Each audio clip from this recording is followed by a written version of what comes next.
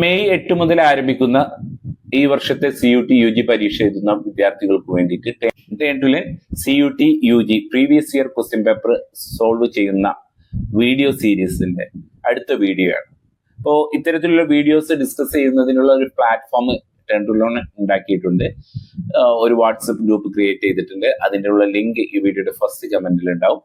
ആ ലിങ്ക് ഉപയോഗിച്ച് നിങ്ങൾക്ക് ആ വാട്സപ്പ് ഗ്രൂപ്പിൽ നിങ്ങൾക്ക് ജോയിൻ ചെയ്യാവുന്നതാണ്.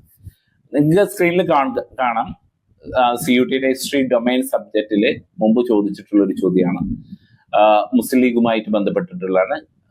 പാർട്ടീഷൻ, അതുപോലെ തന്നെ ഇന്ത്യസ് ഫ്രീഡം, ഈ ഏരിയാസിൽ നിന്ന് വന്നിട്ടുള്ള ഒരു ചോദ്യമാണ്.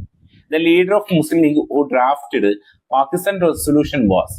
ഇതില് അബ്ദുൽ ഗഫാർ ഖാൻ, നമ്മുടെ ഫ്രണ്ടിയർ ഗാന്ധി, അതിർത്തി ഗാന്ധി, മൗലാന ആസാദ്, സിക്കന്ദർ ഹയാത്ത് ഖാൻ, മുഹമ്മദ് ഇക്ബാൽ, അല്ലാമ മുഹമ്മദ് ഇക്ബാൽ, ഇത്തരത്തിലുള്ള ഓപ്ഷൻസുകളാണ് തരുന്നത്. സാധാരണഗതി പാകിസ്ഥാൻ എന്നുള്ളത് കാണുമ്പോൾ മുഹമ്മദ് അലി ജിന്ന എന്നുള്ളൊരു ഓപ്ഷൻ നിങ്ങൾ തരും, പക്ഷെ ജിന്നയല്ല ഓപ്ഷനിലുള്ളത്. അപ്പൊ ഇത് 1940-ലാണ്, 1940 പാകിസ്ഥാൻ റെസൊല്യൂഷൻ കൊണ്ടുവരുന്നിട്ടുള്ളത്. അപ്പോൾ ഈ റെസൊല്യൂഷന് ഡ്രാഫ്റ്റ് ചെയ്തിട്ടുള്ള ആൾ ആരാണ് എന്നാണ് ചോദ്യം വന്നിട്ടുള്ളത്.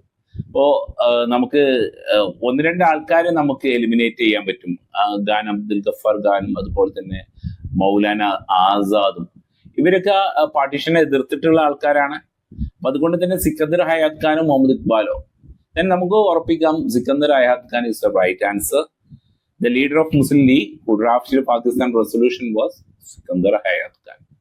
ഓക്കെ, ഇത്തരത്തിലുള്ള ക്വസ്റ്റ്യൻസ് എക്സ്പെക്ട് ചെയ്യാം. അപ്പൊ മോഡേൺ ഇന്ത്യയിൽ, ഇന്ത്യൻ ഹിസ്റ്ററിയിൽ മോഡേൺ ഇന്ത്യ ഏരിയയിൽ നിന്ന് ഏറ്റവും കൂടുതൽ ചോദ്യങ്ങൾ വരുന്നത് കഴിഞ്ഞ വീഡിയോയിലൊക്കെ പറയുന്ന പോലെ 1857, അതുപോലെ തന്നെ റിനൈസൻസ്, ഇന്ത്യൻ നാഷണൽ മൂവ്മെന്റ്സ്, അതുപോലെ തന്നെ ഇന്ത്യൻ ഫ്രീഡം സ്ട്രഗിൾ, അതുപോലെ തന്നെ ഇന്ത്യൻ നാഷണൽ കോൺഗ്രസ്, ഗാന്ധി, അതുപോലെ തന്നെ പാർട്ടീഷൻ, ഇൻഡിപെൻഡൻസ്, പോസ്റ്റ് ഇൻഡിപെൻഡൻസ്, ഇത്തരത്തിലുള്ള ഏരിയാസിൽ നിന്നാണ് മോഡേൺ ഇന്ത്യയിൽ കൂടുതലായിട്ട് ക്വസ്റ്റ്യൻ കാണുന്നത്.